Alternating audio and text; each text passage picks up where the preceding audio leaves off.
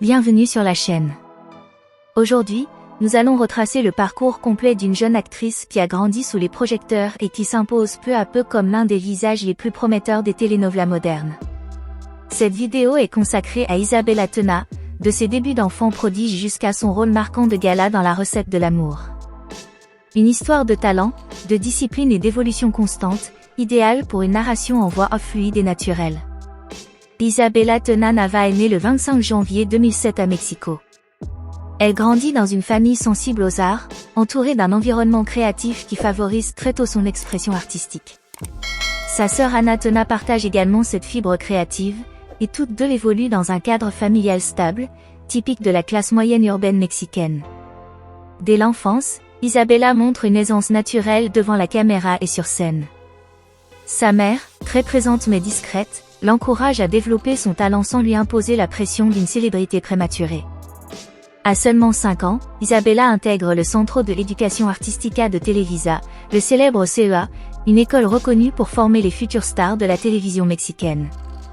Pendant 2 ans, elle y apprend le théâtre, la danse, le chant et la gymnastique. Cette formation complète forge sa discipline, sa confiance et surtout sa polyvalence, des qualités qui deviendront sa signature au fil des années. Elle partage alors son temps entre l'école, les studios et une enfance relativement protégée, loin des excès souvent associés aux enfants stars. Ses premiers pas à la télévision commencent très tôt, avec de petites apparitions qui révèlent déjà son charisme naturel. Mais c'est à partir de 2013 qu'elle commence réellement à se faire remarquer grâce à des séries anthologiques très populaires comme La Rosa de Guadalupe et Como Dice el Dicho. Dans ses productions, elle incarne des rôles très variés, parfois dramatiques, parfois légers, ce qui lui permet de démontrer sa capacité d'adaptation malgré son jeune âge. Le véritable tournant de sa carrière arrive en 2014, lorsqu'elle obtient le rôle de Luz, surnommée Luzcita, dans la telenovela à succès Mi Corazón es tuyo. Elle n'a alors que 7 ans. Diffusée dans de nombreux pays, la série rencontre un immense succès et propulse Isabella sous les projecteurs internationaux. Son interprétation, pleine de fraîcheur et de naturel, touche le public et la rend immédiatement reconnaissable. Ce rôle devient emblématique de sa période enfantine et reste encore aujourd'hui l'un des plus cités par les fans.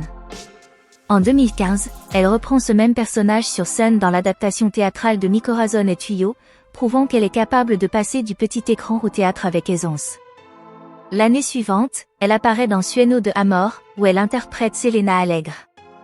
Une anecdote souvent rappelée par les fans est la célébration de son anniversaire sur le plateau, un moment qui renforce son image d'actrice proche des équipes et très appréciée en coulisses.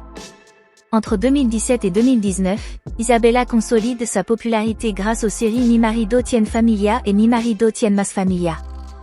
Elle y joue Frida Córcega, un personnage récurrent qui lui permet d'explorer davantage la comédie familiale tout en abordant des thèmes plus émotionnels. Cette période marque une transition importante. Isabella n'est plus seulement une enfant actrice, mais une jeune interprète capable de tenir des arcs narratifs sur la durée. Parallèlement, elle continue à travailler au théâtre et dans des productions plus modestes, ce qui affine son jeu et l'aide à ne pas rester enfermée dans un seul registre. À l'adolescence, elle multiplie les apparitions dans diverses séries et développe une forte présence sur les réseaux sociaux. Son compte Instagram rassemble rapidement une large communauté de fans, séduits par son naturel, ses coulisses de tournage et son énergie positive. Elle y partage des moments de travail, de danse, de mode et de vie quotidienne, renforçant son lien avec le public. En 2023, Isabella franchit une nouvelle étape avec El amor invencible, où elle incarne Ana Julia Peralta Tornegro. Ce rôle marque une évolution vers des personnages plus complexes et plus sombres, annonçant clairement son passage vers des rôles adolescents puis adultes. Elle commence aussi à apparaître lors de galas et événements officiels de Televisa, posant pour des agences reconnues et affirmant une image plus mature. L'année 2024 marque un moment clé de sa carrière avec El amor no tiene receta, diffusée en France sous le titre La recette de l'amour. Isabella y interprète Gala Villa de Cortés Moncada, un personnage central de l'histoire. Gala est une adolescente confrontée à des drames familiaux lourds, manipulée par sa grand-mère, privée de sa mère et plongée dans un univers de secrets, de rivalités et de sentiments contradictoires. Ce rôle permet à Isabella d'explorer la vulnérabilité, la colère, la loyauté et la construction de l'identité à l'adolescence. Son interprétation est largement saluée par les fans, qui soulignent la justesse de ses émotions et sa capacité à porter des scènes intenses. Gala devient rapidement l'un des personnages préférés du public, et beaucoup considèrent ce rôle comme la confirmation de la maturité artistique d'Isabela. En 2025, alors qu'elle atteint sa majorité, elle évoque dans plusieurs interviews combien ce personnage l'a transformée, tant sur le plan professionnel que personnel. Aujourd'hui, Isabela Tena poursuit sa carrière entre tournages, projets en développement et collaborations artistiques.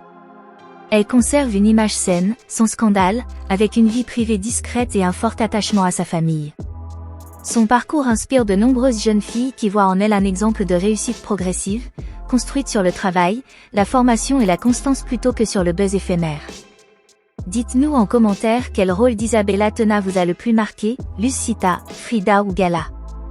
Pensez-vous qu'elle est prête à devenir une grande héroïne de telenovela adulte ou même à percer sur les plateformes de streaming internationales? Aimez-vous son évolution naturelle ou préfériez-vous son époque enfant star? Au fil de 2025, Isabela Tena consolide fortement sa présence sur les réseaux sociaux. Elle utilise régulièrement les lives Instagram pour échanger directement avec ses fans, évoquer son quotidien professionnel et teaser des auditions pour des séries digitales, montrant une maturité nouvelle dans la gestion de son image publique. Elle participe également à plusieurs podcasts consacrés à la vie d'actrice enfant, où elle parle avec lucidité des avantages mais aussi des pressions liées à une carrière commencée très tôt. Ses prises de parole sont largement saluées par ses abonnés, qui apprécient son ton posé et réfléchi.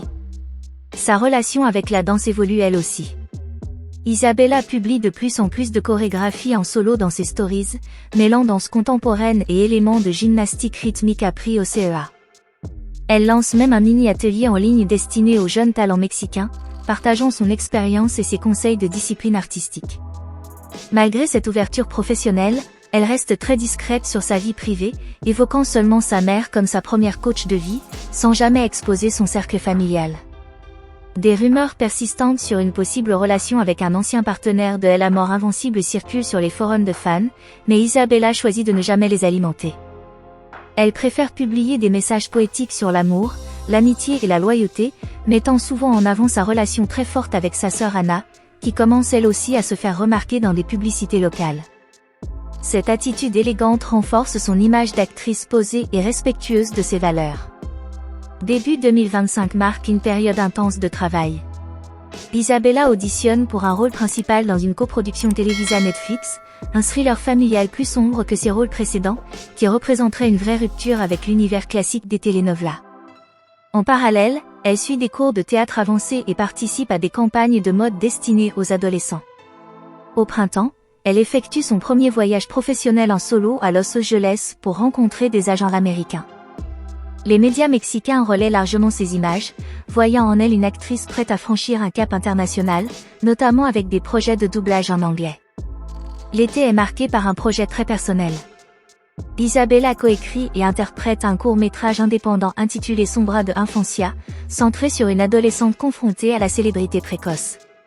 Ce film, financé par crowdfunding, rencontre un bel accueil et remporte un prix au Festival de Guadalajara. Beaucoup de critiques y voient une œuvre cathartique, sincère, qui révèle une facette plus introspective de l'actrice et confirme son ambition artistique au-delà des formats télévisés traditionnels. À l'automne, certains tabloïds évoquent une fatigue ou une pause forcée après la recette de l'amour. Isabela répond indirectement par des vidéos TikTok montrant sa routine sportive matinale, des moments de lecture et des réflexions personnelles. Elle cite aussi bien des auteurs mexicains que des penseurs universels, montrant une quête de sens et un équilibre mental encouragé depuis longtemps par sa mère, qui l'a initiée très jeune à la méditation. Cette période renforce son image d'artiste consciente de ses limites et attentive à sa santé mentale. Elle s'engage également dans des actions sociales, devenant ambassadrice pour des écoles artistiques rurales. Elle lance en parallèle une ligne de vêtements sportifs inspirés de son style de plateau, qui rencontre un succès notable auprès de ses fans. Sa sœur Anna apparaît ponctuellement dans une web-série improvisée qu'Isabela partage en ligne, un duo fraternel apprécié qui humanise encore davantage son image publique. En décembre 2025, plusieurs annonces laissent entendre son retour prochain dans une grande production pour 2026, avec un projet présenté comme une suite spirituelle de Mi Corazón et Tuyo, où elle incarnerait une version adulte de Luz. Ce choix symbolique boucle son parcours d'enfant star devenue jeune femme, tout en explorant des thèmes plus matures. Sa situation financière, renforcée par ses rôles récents et ses collaborations publicitaires, est gérée de manière prudente par un cadre familial discret. Isabella multiplie aussi les interviews radio et prépare un spectacle théâtral solo mêlant danse, chant et monologues inspirés de son propre parcours. Sa vie quotidienne alterne entre studios de tournage, lecture de scénarios dans les quartiers animés de Mexico et moments plus calmes en famille, où elle cultive la musique et la cuisine traditionnelle. Sa popularité s'étend désormais à l'Europe grâce aux fans de la recette de l'amour, et des collaborations internationales commencent à se dessiner. À l'aube de ses 19 ans, Isabella Tena incarne une nouvelle génération d'actrices latines, à la fois ambitieuses, conscientes et disciplinées. De l'innocence de Lucita à la force de gala, son parcours inspire et trace une voie durable dans une industrie où beaucoup disparaissent aussi vite qu'ils apparaissent. Pour terminer, dites-nous ce que vous pensez de l'évolution d'Isabella Tena. La voyez-vous réussir à l'international ou préférez-vous la voir briller dans les telenovelas classiques? Quel projet récent vous intrigue le plus? Partagez votre avis en commentaire. Avant de se quitter, j'aimerais maintenant vous donner la parole. Dites-moi en commentaire ce que vous pensez vraiment du parcours d'Isabella Tena. Selon vous, a-t-elle réussi sa transition d'enfant star à actrice mature, ou pensez-vous que ses rôles les plus forts restent encore à venir? Quel personnage vous a le plus marqué, Lucita, Frida ou Gala, et pourquoi? La voyez-vous poursuivre une carrière internationale sur les plateformes de streaming, ou rester une figure majeure des telenovelas mexicaines? Pensez-vous aussi que son choix de préserver sa vie privée est une force dans une industrie aussi exposée, ou au contraire un frein à sa popularité mondiale? Et si elle devait jouer un rôle totalement différent demain, quel genre aimeriez-vous la voir explorer? Thriller, drame psychologique, romance moderne ou cinéma d'auteur? Si cette vidéo vous a plu, n'hésitez pas à laisser un like pour soutenir la chaîne, à vous abonner pour d'autres portraits et analyses approfondies, et à activer la cloche pour ne manquer aucune prochaine vidéo. Partagez cette vidéo avec d'autres fans de séries et d'actrices latines, et surtout, racontez-moi votre avis, je lis tous vos commentaires.